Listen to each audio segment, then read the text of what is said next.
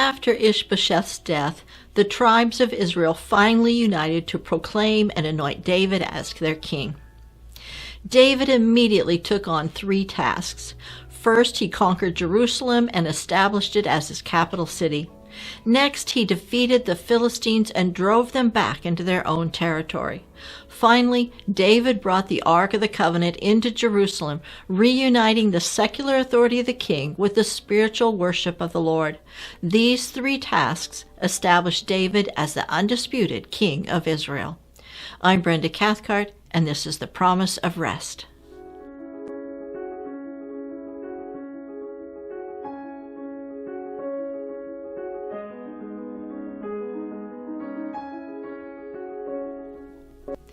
David had been proclaimed king over the tribe of Judah 7 years earlier, immediately after Saul's death. Now, after the death of Saul's son Ishbosheth, the rest of Israel was ready to accept David as their king. 2 Samuel 5, 1-3.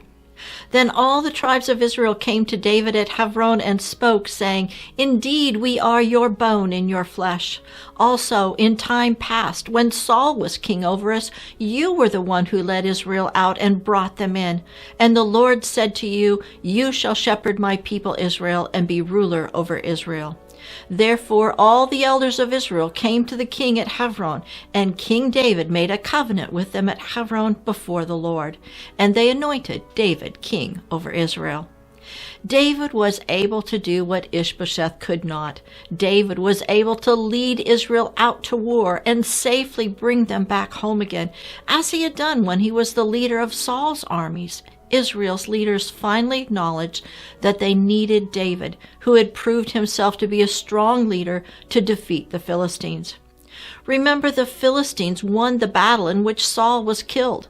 By winning the battle, the Philistines had virtually cut Israel in half and surrounded the southern part of Israel.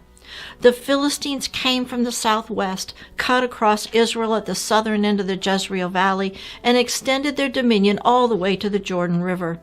Israel was in dire need of a strong leader. The tribes of Israel were ready to throw all their support behind David, whom they finally acknowledged as being the shepherd and leader that the Lord had given to them. They anointed David as king over all Israel. This was David's 3rd anointing as king. The first was by Samuel, the second was by the tribe of Judah, and now the 3rd was by all 12 tribes of Israel. The book of Chronicles lists all 12 tribes as sending fighting men to support David at Hebron. The total number of men listed, in addition to the men of Judah who already supported David, was 336,000. David had a mighty army of God.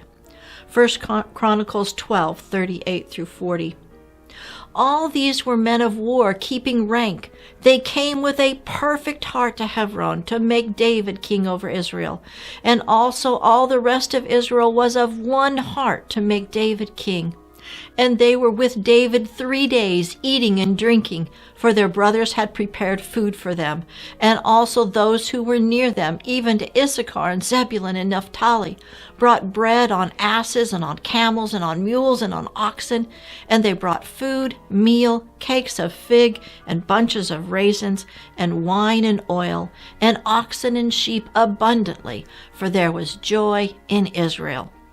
The men came with a perfect heart, and the people were of one heart. The Hebrew word translated as perfect is shalem, number 8003 in Strong's Concordance, meaning complete, full, perfect, at peace, or whole.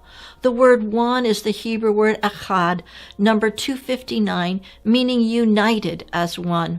Their hearts were complete and whole in perfect support of David. They were united as one and at peace with their decision.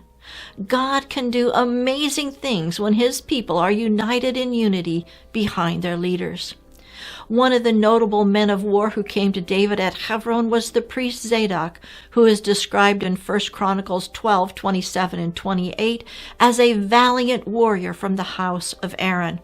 In fact, the house of Aaron sent 3,700 fighting men to support David. David will eventually appoint Zadok as high priest. After feasting for 3 days in Hebron, David led his army up to Jerusalem to make it his capital. 2 Samuel 5, 6 and 7. And the king and his men went to Jerusalem to the Jebusites, the people of the land. And one spoke to David, saying, "You shall not come in here, except the blind and the lame will turn you away." Also saying, "David cannot come in here." And David took the stronghold of Zion. It is the city of David. Statements that on the surface don't make sense are always of particular interest. In these verses, the Jebusites state that the blind and lame will turn David and his men away from Jerusalem. It seems that the Jebusites were so confident in the strength of their fortress, situated above the steep sides of the Gihon Valley, that David would not be able to breach the walls, and thus no warriors were needed to repel David's forces. The blind and lame would be sufficient. However, a deeper understanding of this statement is implied in the next verse, when David is said to hate the blind and the lame. 2 Samuel 5:8. Now David said on that day, "Whoever climbs up by way of the water shaft and defeats the Jebusites, the lame and the blind who are hated by David's soul, he shall be chief and captain. Therefore they say, the blind and the lame shall not come into the house." Why would David hate the blind and the lame?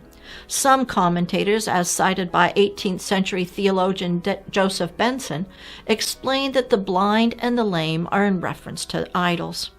There is another interpretation of these words which Dr. Delaney and many others prefer, namely that they imagined their fortress to be impregnable and secure under the protection of their gods, whom the Israelites were wont to despise, and to call them gods who had eyes but saw not, feet but walked not, as if they had said, "Our gods whom you call blind and lame shall defend us, and you must overcome them before you overcome us."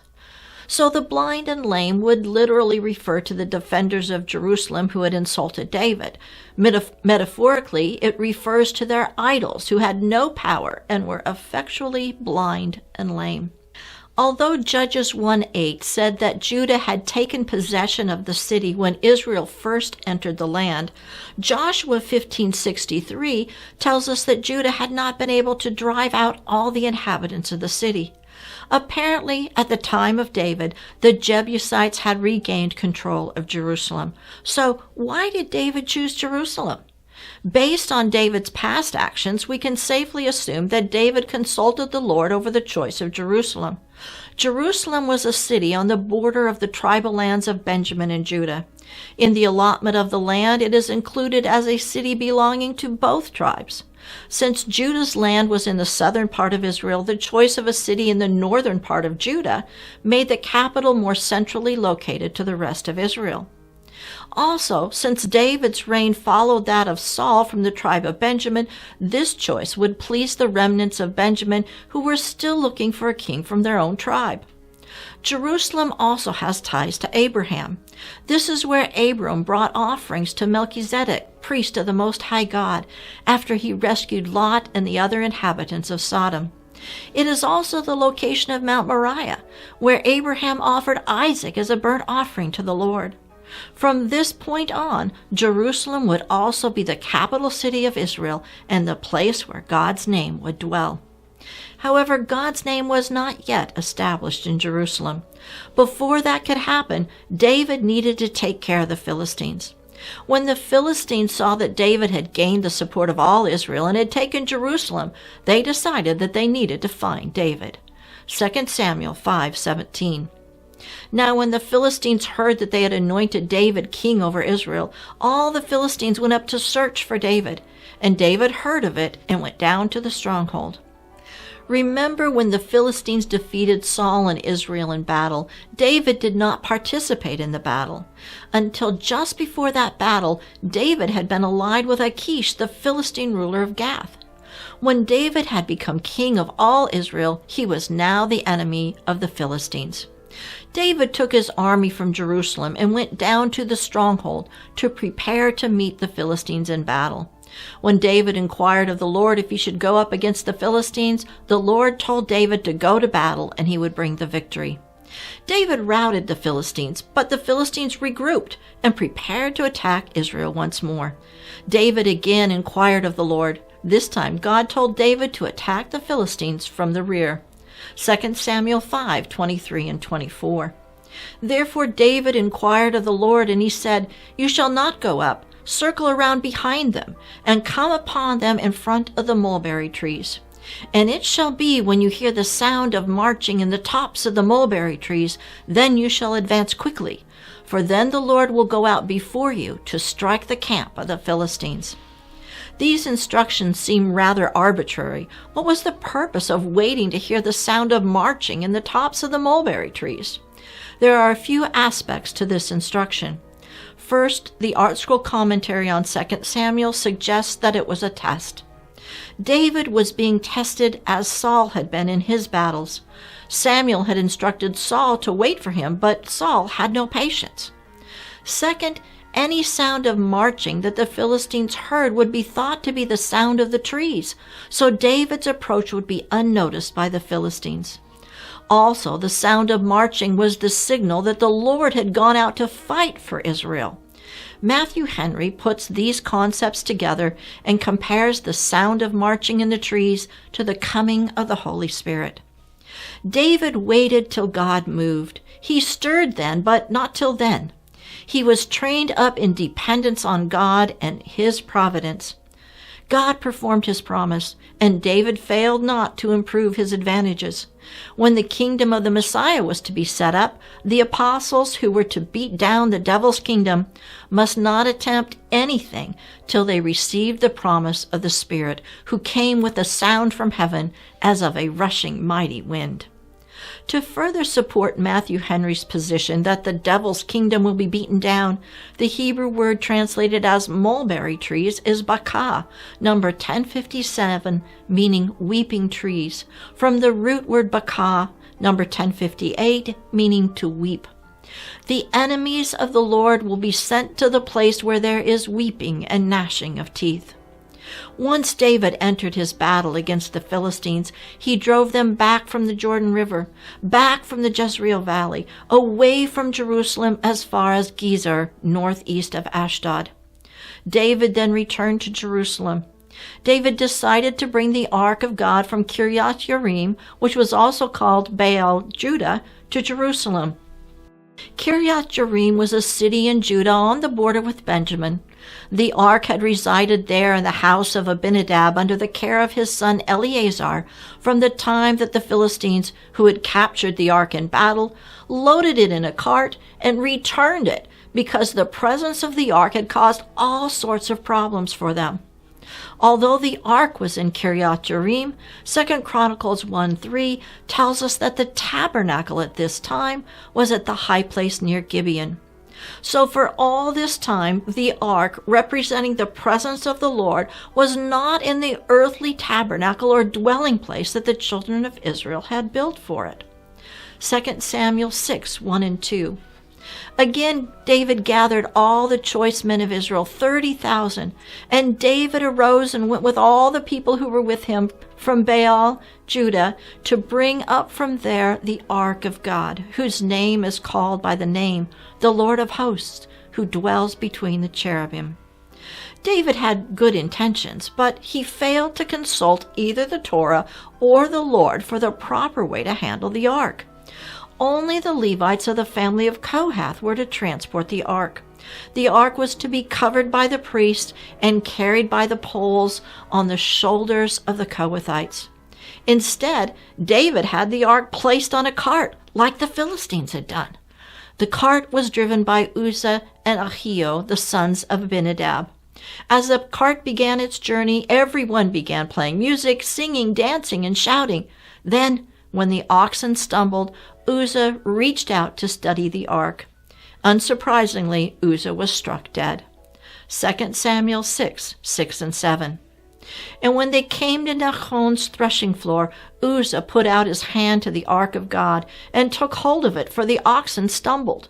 Then the anger of the Lord was aroused against Uzzah, and God struck him there for his error, and he died there by the ark of God. The NKJV translation tells us that the oxen stumbled. However, the Hebrew word used here is not usually translated as stumbled. The Hebrew word is shamat, number 8058, meaning to fling down, jostle, desist, discontinue, overthrow, or release. It is as if the oxen somehow released the ark and deliberately caused it to begin to fall. Again, this compares with the Philistine treatment of the ark when they loaded it on a cart, harnessed it to 2 milk cows, and let the cows take the ark wherever they ended up. In this situation with Uzzah, the oxen apparently stumbled or released the ark at Nachon's threshing floor. Uncertain how to proceed and angry that God had apparently kept David from bringing the ark to his capital city, David had the ark taken to the nearby city of Obed-Edom. 2 Samuel 6, 9 and 10. David was afraid of the Lord that day, and he said, "How can the ark of the Lord come to me?" So David would not move the ark of the Lord with him into the city of David, but David took it aside into the house of Obed-Edom the Gittite. David learned a valuable lesson that day. It appears that David, who was in the habit of frequently consulting the Lord, began to treat the Lord too casually. David had neglected to treat the Lord with holiness and reverence. After the death of Uzzah, the ark stayed at the home of Obed-Edom for 3 months. 1 Chronicles 15:18 tells us that Obed-Edom was a Levite who David later appointed as a gatekeeper for the tabernacle in Jerusalem. During the 3 months the ark was with Obed-Edom, God blessed his household.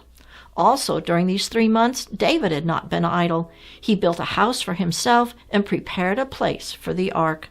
1 Chronicles 15:1. David built houses for himself in the city of David, and he prepared a place for the ark of God and pitched a tent for it. When David heard that God had blessed the house of Obed-Edom, he decided that the time was right to bring the ark into Jerusalem to the place he had prepared for it. We don't have any details about the place that David prepared for it, but we know that it did not include the tabernacle that Moses built in the wilderness. As David prepared to bring the ark into Jerusalem, he followed the instructions given in Numbers chapter 4 for moving the ark. 1 Chronicles 15:2 and 3. Then David said, "No one may carry the ark of God but the Levites, for the Lord has chosen them to carry the ark of God and to minister before him forever." And David gathered all Israel together at Jerusalem to bring up the ark of the Lord to its place, which he had prepared for it. This time David didn't just have 30,000 choice men of Israel attend, he assembled all of Israel. 1 Chronicles chapter 15 goes on to tell us that David called on the heads of the houses of the Levites and the priests to assemble and sanctify their households to be ready to do the work of the Lord. The heads of the houses of Aaron were Zadok and Abiathar. We saw Zadok earlier as a warrior priest, and Abiathar was the high priest. David explained what had gone wrong earlier. 1 Chronicles 15:13 through 15. "For because you did not do it the first time, the Lord our God broke out against us, because we did not consult him about the proper order. So the priests and the Levites sanctified themselves to bring up the ark of the Lord God of Israel. And the children of the Levites bore the ark of God on their shoulders by its poles, as Moses had commanded according to the word of the Lord." This time the Levites led in the procession, in the singing, and in the playing of instruments. The event was organized with the Levites in charge. Instead of oxen pulling a cart, the Lord himself helped the Levites carry the ark. 1 Chronicles 15:25 and 26. So David, the elders of Israel, and the captains over thousands went to bring up the ark of the covenant of the Lord from the house of Obed-Edom with joy. And so it was, when God helped the Levites who bore the ark of the covenant of the Lord, that they offered 7 bulls and 7 rams. Instead of leading the procession, David put off his kingly regalia, dressed in the same linen garments as the Levites and the singers, and danced before the Lord. 1 Chronicles 15:27. David was clothed with a robe of fine linen, as were all the Levites who bore the ark, the singers, and Hananiah, the music master, with the singers. David also wore a linen ephod. When the ark was placed in the tabernacle that David prepared for it, David brought burnt offerings and peace sacrifices. The peace sacrifice was a joint meal with God, and David shared the meal with every person who was present. 2 Samuel 6:17 and 18. So they brought the ark of the Lord and set it in its place in the midst of the tabernacle that David had erected for it. Then David offered burnt offerings and peace offerings before the Lord. And when David had finished offering burnt offerings and peace offerings, he blessed the people in the name of the Lord of hosts. When the peace sacrifice was completed, David blessed all the people. This blessing was usually performed by the priest at the conclusion of the daily offerings. This time David, who was dressed in the linen garments and ephod like those of the Levites and priests, gave the blessing. Yeshua also blessed the people. Like David, he was from the tribe of Judah and not from the family of Aaron. But he gathered his disciples, brought them out to the Mount of Olives, and blessed them as he ascended into heaven. Luke 24:50-51. And he led them out as far as Bethany, and he lifted up his hands and blessed them. Now it came to pass while he blessed them that he was parted from them and carried up into heaven. When David brought the ark into Jerusalem, he humbled himself before the priests and Levitical servants of the Lord. Michal, David's wife and Saul's daughter, was not happy with David humbling himself before the people. She watched from the window of their house and despised David. Then when David returned to his house to bless his household, Michal confronted him with her anger. 2 Samuel 6:20-23. Then David returned to bless his household, and Michal, the daughter of Saul, came out to meet David and said, "How glorious was the king of Israel today, uncovering himself today in the eyes of the maids of his servants, as one of the base fellows shamelessly uncovers himself." So David said to Michal, "It was before the Lord who chose me instead of your father and all his house, to appoint me ruler over the people of the Lord, over Israel. Therefore I will play music before the Lord, and I will be even more undignified than this, and will be humble in my own sight. But as for the maidservants of whom you have spoken, by them I will be held in honor." Therefore Michal, the daughter of Saul, had no children to the day of her death.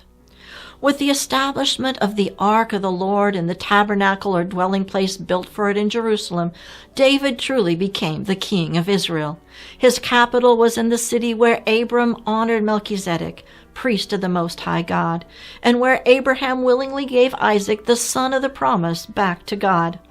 David drove back the Philistines and completed the task that Samson began to deliver Israel from the Philistines.